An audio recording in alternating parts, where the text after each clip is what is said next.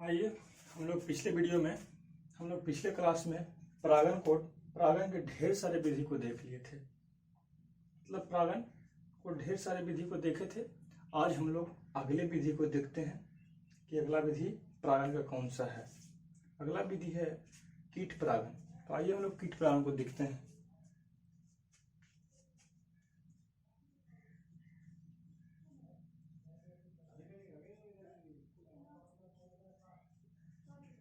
कीट परागण यह है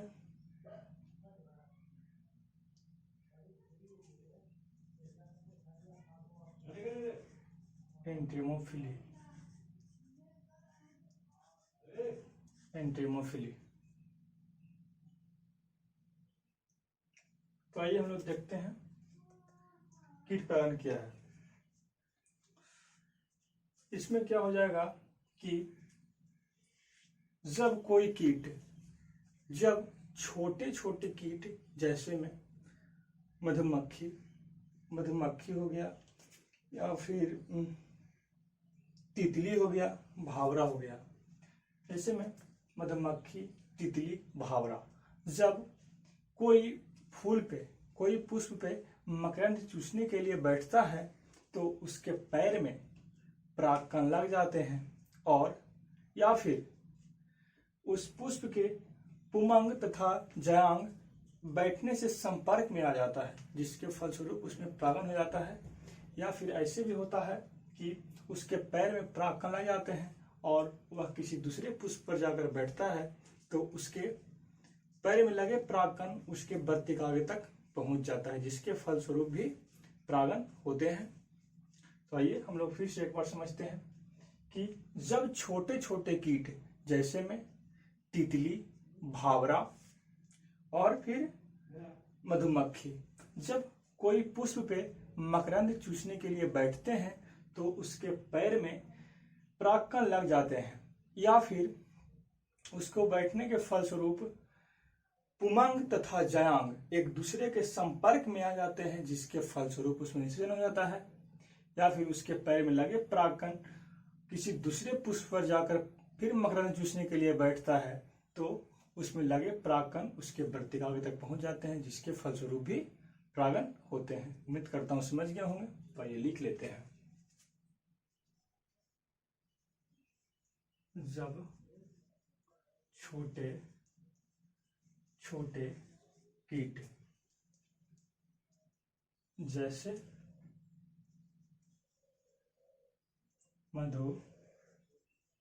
मधुमक्खी, भावरा और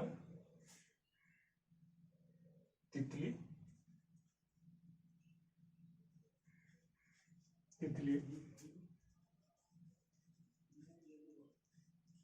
जब किसी पुष्प पे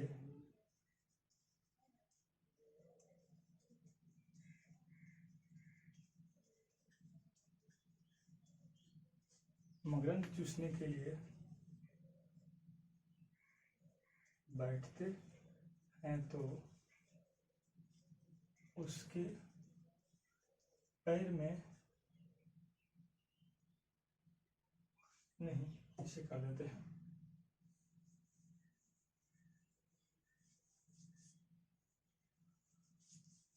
बैठते हैं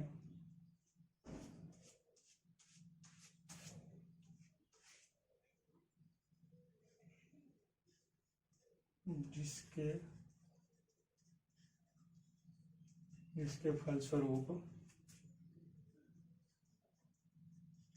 पुष्प के नर भाग पुमंग तथा मादा भाग जयांग एक दूसरे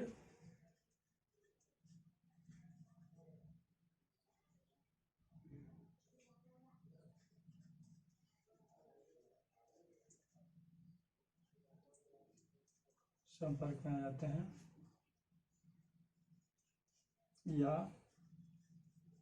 या फिर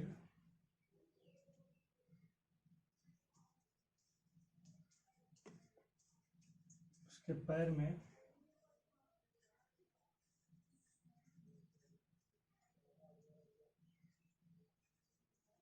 परागकण लग जाते हैं और किसी दूसरे पुष्प पे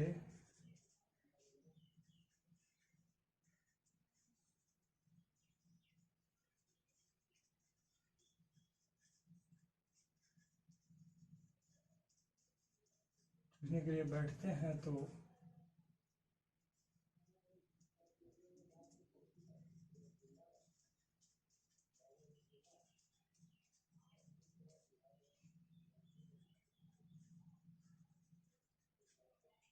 परागकण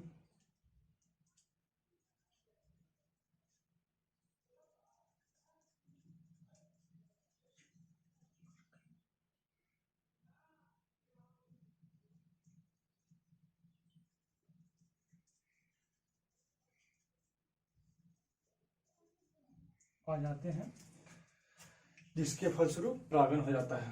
उम्मीद करता हूँ समझ गए होंगे। तो आइए हम लोग अगले विधि और देखते हैं क्या है। कीट परागनी पुष्प की विशेषता को देखते हैं कि कीट परागन कैसे कैसे होता है, इसकी विशेषता क्या है ना, देखते हैं।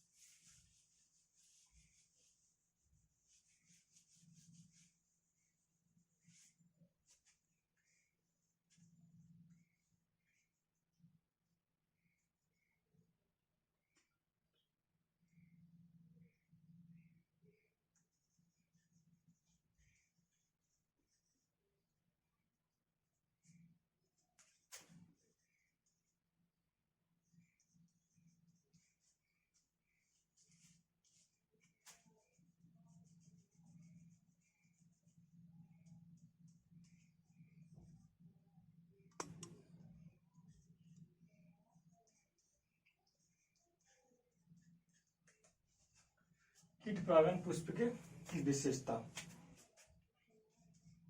पहला तो विशेषता यह होता है कि पुष्प को चटकीला और भड़कीला होना चाहिए। चटकीला भड़कीला मतलब क्या है कि पुष्प देखने में बहुत अच्छा लगे और उसमें मकरंद हो, है ना, जिससे कोई भी कीट उस पर आकर्षित हो बैठने के लिए, मकरंद चूसने के लिए। तो पुष्प ऐसा होना चाहिए। तो पहला है पुष्प को चटकीला और भड़कीला होना चाहिए। दूसरा है पुष्प को सुगंधित होना चाहिए, पुष्प में सुगंध होना चाहिए, तो कि पुष्प सुगंधित हो, अच्छा लगे सूंघने में, ठीक है। फिर पुष्प में मकरंद हो, पुष्प में मकरंद हो तभी ना कि कोई कीट उस पर मकरंद चूसने के लिए आकर बैठता है। तो उम्मीद करता हूँ समझ गए होंगे। तो लिखते हैं, पहला क्या होगा, पुष्प को चटकीला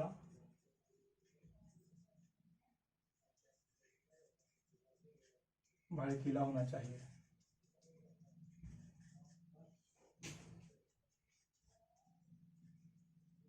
पुष्प को सुगंधित होना चाहिए।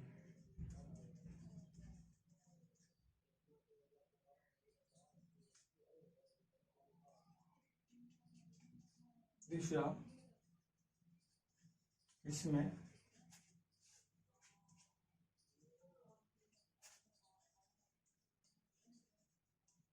मकरंद होना चाहिए। उम्मीद करता हूँ समझ गए होंगे। तो ये हम लोग अगला देखते हैं, क्या है अगला, पक्षी द्वारा परागन।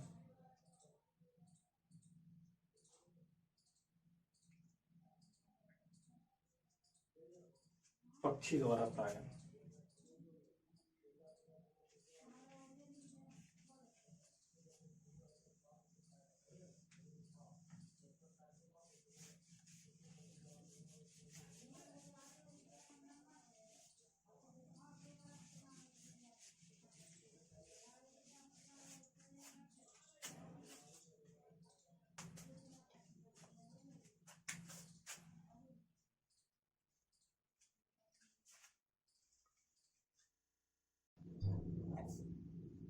आइए हम लोग परागण की अगली विधि को देखते हैं।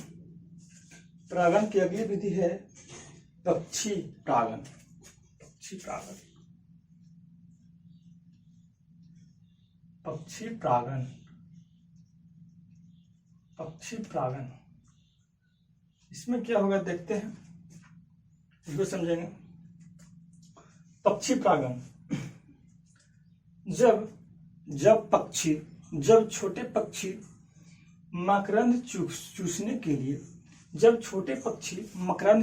के लिए पुष्प पे जाकर बैठते हैं तो उसके बैठने के फलस्वरूप पुष्प में स्त्री भाग पुमंग तथा जायांग एक दूसरे के संपर्क में आ जाते हैं, या फिर उसको मकरंद चूसने वक्त उनके चोंच में पराग लग जाते हैं और उनके चोंच के द्वारा वर्तिकाग्र तक पहुंच जाते हैं। तो ऐसे विधि को हम पक्षी परागण कहते हैं।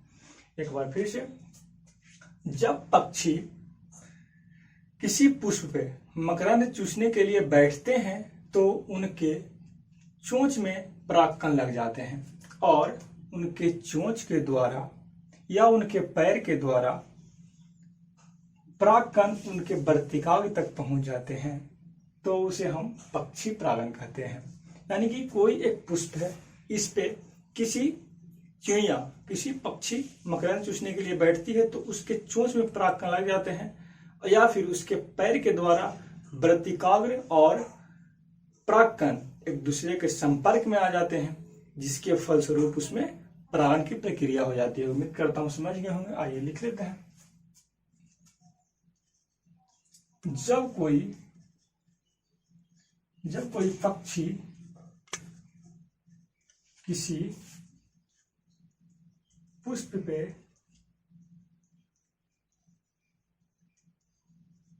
मकरंद चूसने के लिए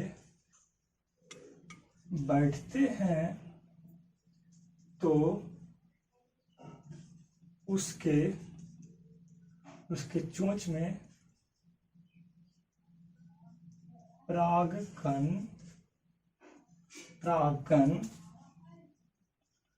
लग जाते हैं और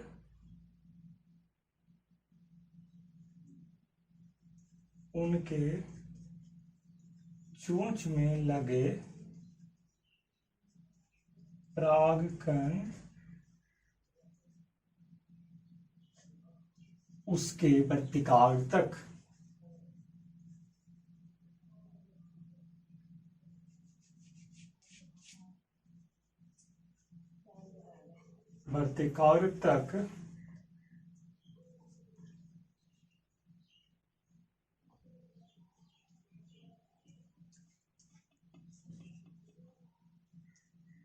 पहुंच जाते हैं,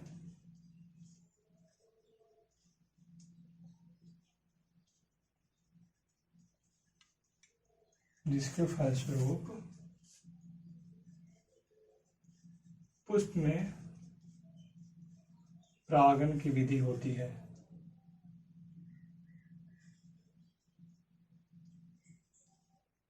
हो जाती है। उम्मीद करता हूं समझ गए होंगे। तो आइए अब हम लोग अगली विधि कौन सी है, चमगादड़ परागण। तो आइए देख लेते हैं। उम्मीद करता हूं समझ गए होंगे। और जो लोग नए हैं, जिनको समझ में ना रहा हो, तो वो पिछले वीडियो को देखें, उसके बाद यह वीडियो अच्छी तरह समझ में आएगा। यह टॉपिक अच्छी तरह समझ में आएगा, अन्यथा थोड़ा समझने में दिक्कत होगा। इसलिए जो लोग नए हैं वो पहले वाला वीडियो जाकर देख लें, उसके बाद इस वीडियो को देखें।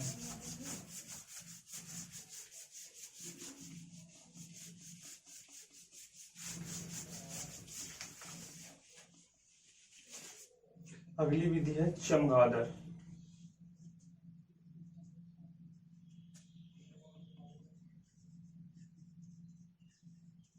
चमगादड़ परागण।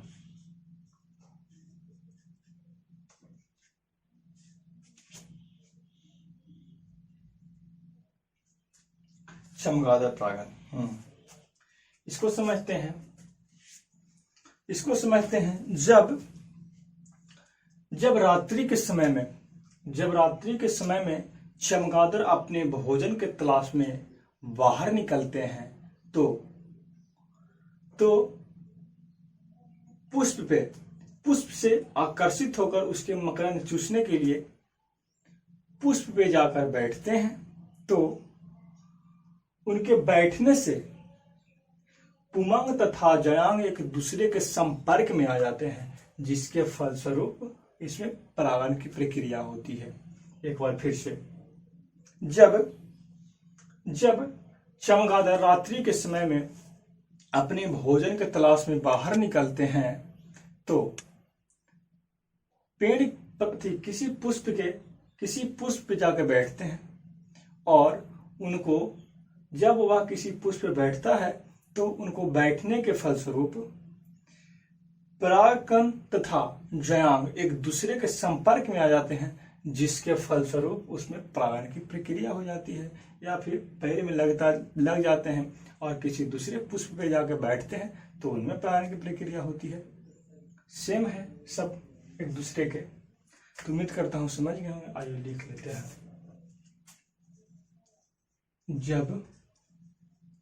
जब रात्रि के समय में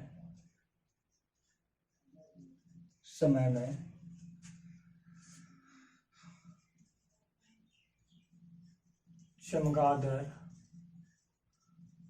अपनी भोजन के तलाश में बाहर निकलते हैं अपने भोजन की तलाश में बाहर निकलते हैं और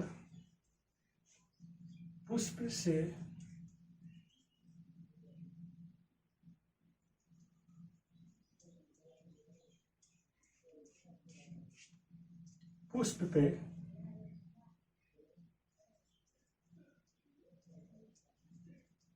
मकरंद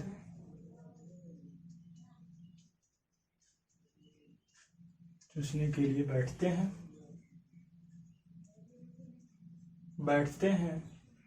तो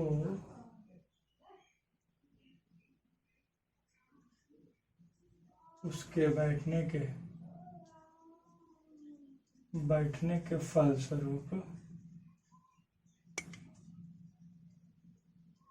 फलस्वरूप पुमंग तथा जयांग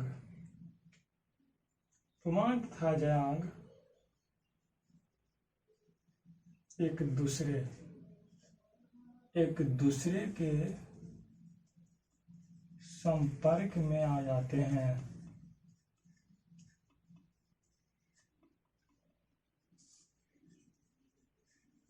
जिसके फलस्वरूप इसमें परागण की क्रिया होती है। उम्मीद करता हूं समझ गए होंगे।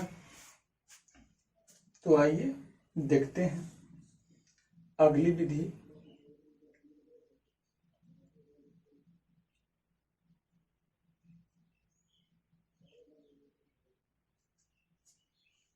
अगला देखते हैं।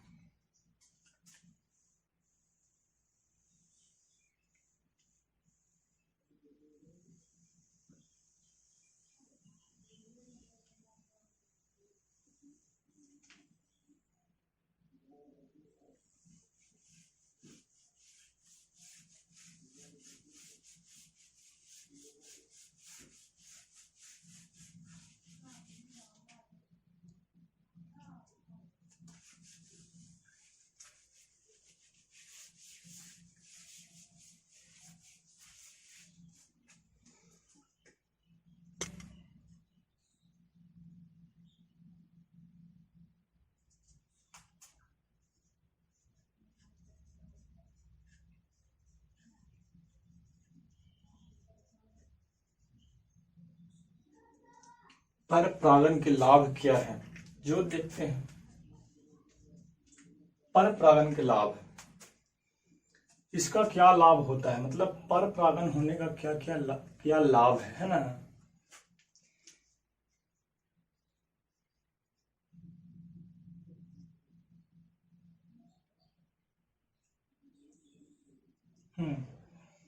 पर परागण द्वारा मतलब इसके द्वारा उत्पन्न संतान काफी स्वस्थ होते हैं। काफी स्वस्थ इसलिए होते हैं कि अच्छे किस्म के फूल होते हैं जिसपे कोई कीट हो। परागण के बारे में बहुत सारे विधि बताए हैं, कीट परागण, पक्षी परागण, चमगादड़ परागण, वायु परागण या फिर जल परागण, ये सब है। तो जब कोई कीट हो या फिर कोई पक्षी है या फिर कोई चमगादड़ है जो अच्छे किस्म पे, जिसमें जो फूल देखने में चटकीला और भड़कीला हो, या फिर अच्छा किस्म के पुष्प जिसपे मकरंद चूसने के लिए बैठता है, तो उसके द्वारा जो परागण होता है, यानी जो पर परागण होता है, दूसरे से परागण होता है, वह पुष्प इसके द्वारा उत्पन्न जो फल उत्पन्न होता है, जो काफी स्वस्थ होता है, यानी बहुत अच्छे किस्म के होते हैं, स्वस्थ होते हैं। तो पहला तो हो गया कि इसके द्वारा उत्पन्न संतान बहुत स्वस्थ होते हैं, और इसमें उत्पन्न होने वाले संतान, दूसरा नंबर में इसके द्वारा उत्पन्न होने वाला संतान काफी, जिसका क्या होता है, जीवन क्षमता बहुत ज्यादा होता है, नहीं, जीवन क्षमता अधिक होता है। इसलिए होता है कि अच्छे किस्म के जब परागकण है और अच्छे किस्म के जब फल है, तो उसका जीवन अवधि तो अधिक होगा ना।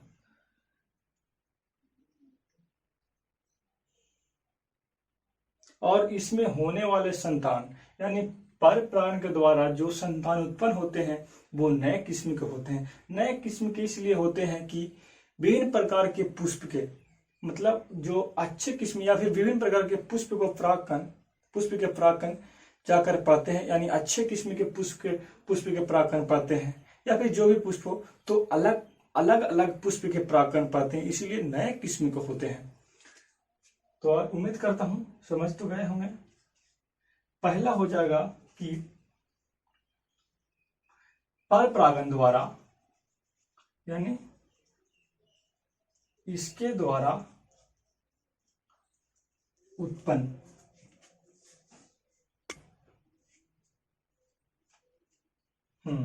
इसके द्वारा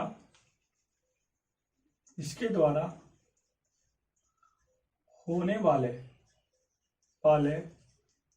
संतान काफी स्वस्थ होते हैं ना,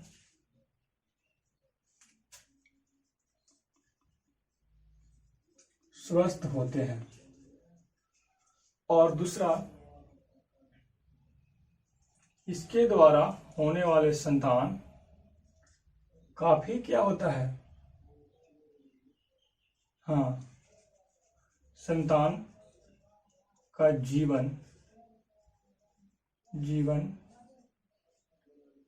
क्षमता अधिक होता है। इसके द्वारा उत्पन्न संतान को जीवन क्षमता अधिक होता है, और इसके द्वारा होने वाले संतान नए किस्म के। तो हम लोग अब पर परागण की हानि देखते हैं, यानी पर परागण की हानि क्या है ना, इसके द्वारा क्या क्या हानि होता है, किस्म के होते हैं। उम्मीद करता हूं समझ गया होंगे। तो हम लोग अब पर परागण की हानि देखते हैं, यानी पर परागण की हानि क्या है ना, इसके द्वारा क्या क्या हानि होता है।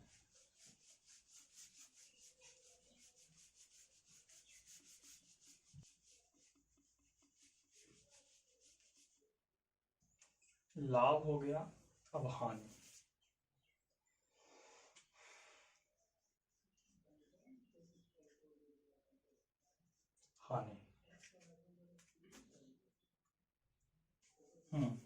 इसमें पहला हानि यह है कि इसमें परागण होने के लिए कोई दूसरे परागकण पे आश्रित होना पड़ता है।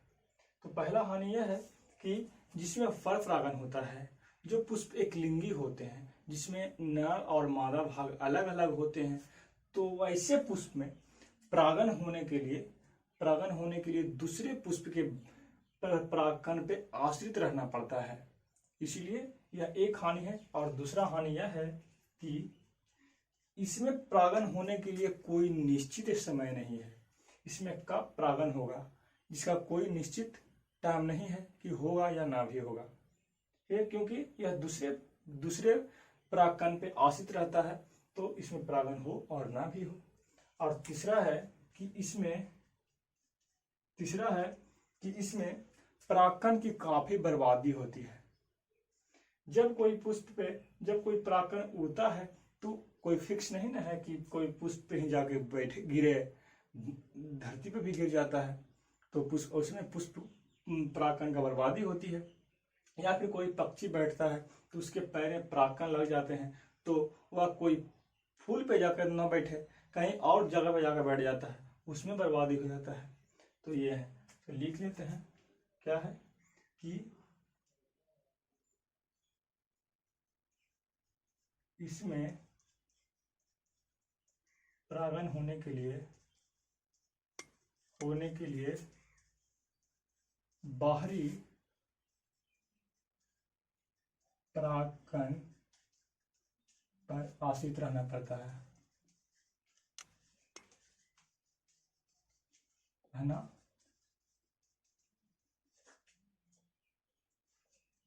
और दूसरा है इसका परागण होने का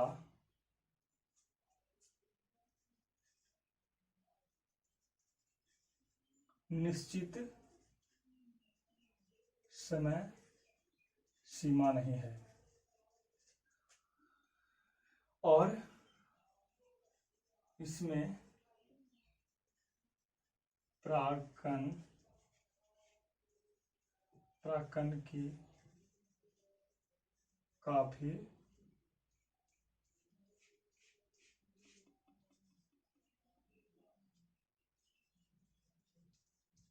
बर्बादी होती है।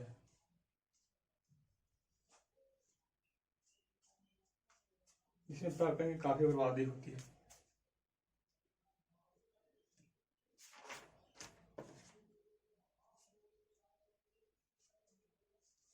उम्मीद करता हूँ समझ गए होंगे।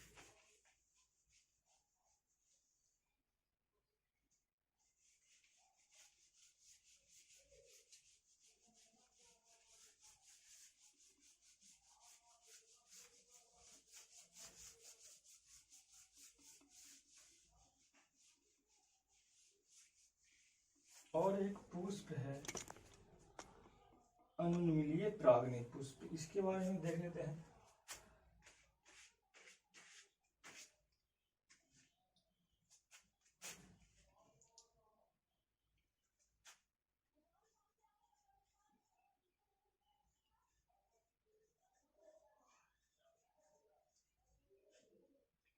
अनुन्मीलिय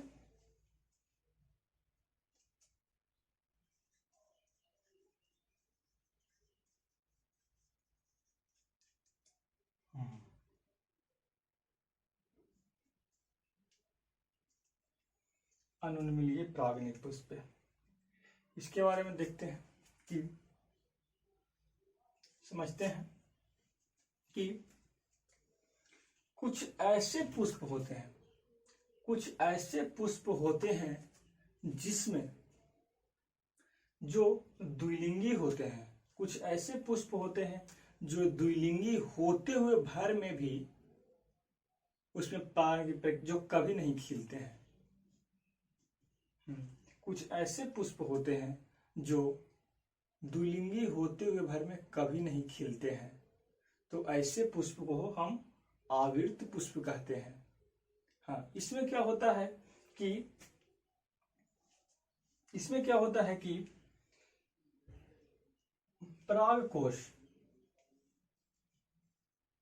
परागकोश और वर्तिकाग्र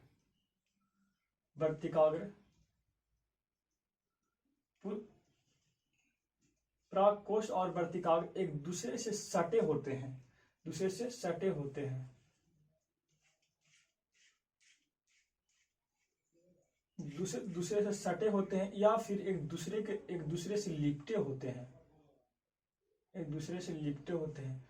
और जब जब यह परागकोश जब यह परागकोश फटता है तो इस पे असंख्य मात्रा में परागकण इससे बाहर निकलते हैं और इसके वर्तिकाग्र पर आकर पड़ जाते हैं। तो ऐसे निषेचन होते हैं इसमें, ऐसे इसमें परागन होते हैं। तो इसको बढ़िया से देखते हैं कि कुछ ऐसे पुष्प होते हैं जो द्विलिंगी होते हैं और कभी नहीं खिलते हैं, तो ऐसे पुष्प को हम अब आवृत्त पुष्प कहते हैं।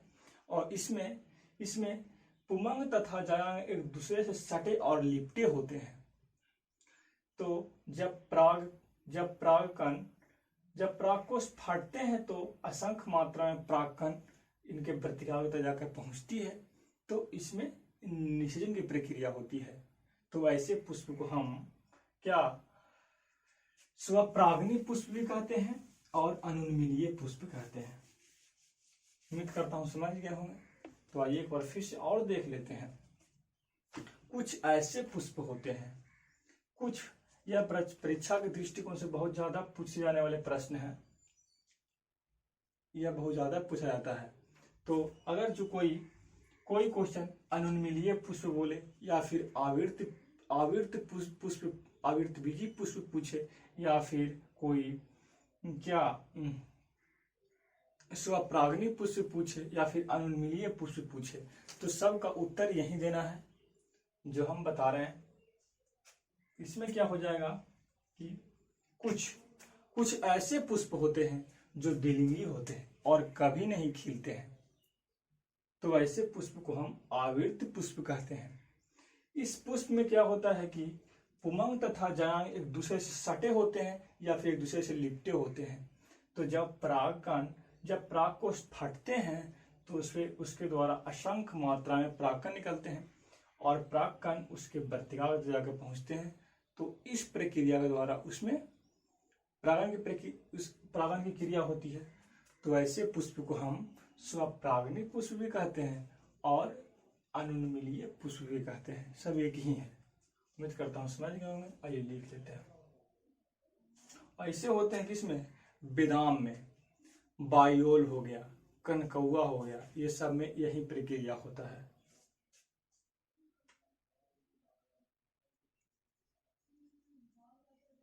कुछ ऐसे पुष्प होते हैं जो द्विलिंगी होते हैं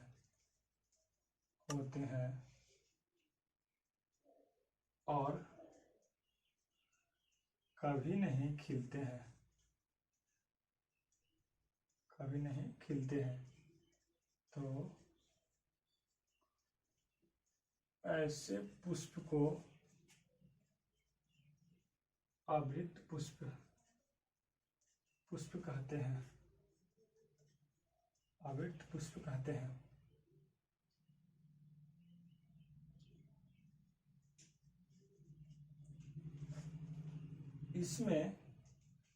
इसमें पुमंग तथा जायांग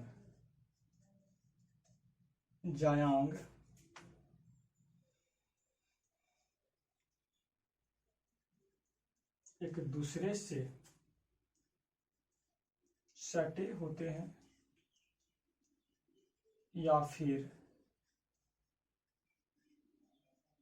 लिपटे होते हैं और जब परागकोश परिपक्व होकर फटते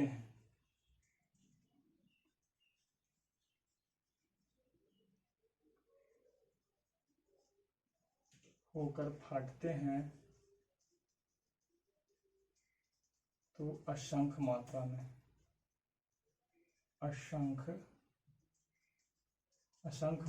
में परागकण बाहर निकलते हैं। निकलते हैं और इसके वर्तिकाग्र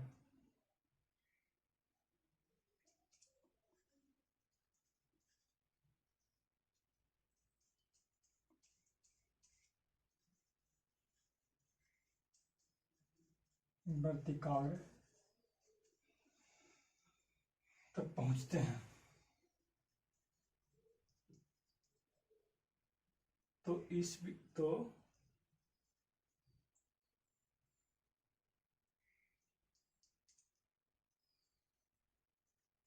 इसमें परागण होते हैं।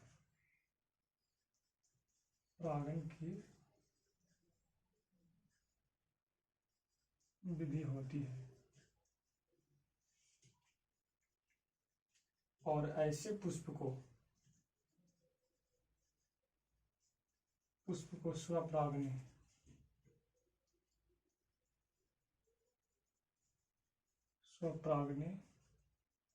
पुष्प या अनुन्मीलिय पुष्प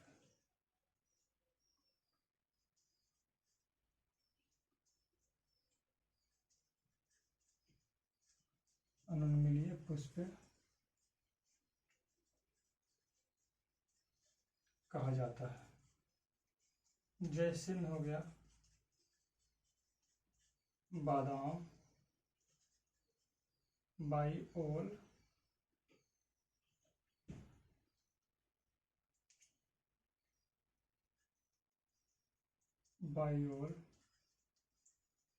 कनकौआ इत्यादि।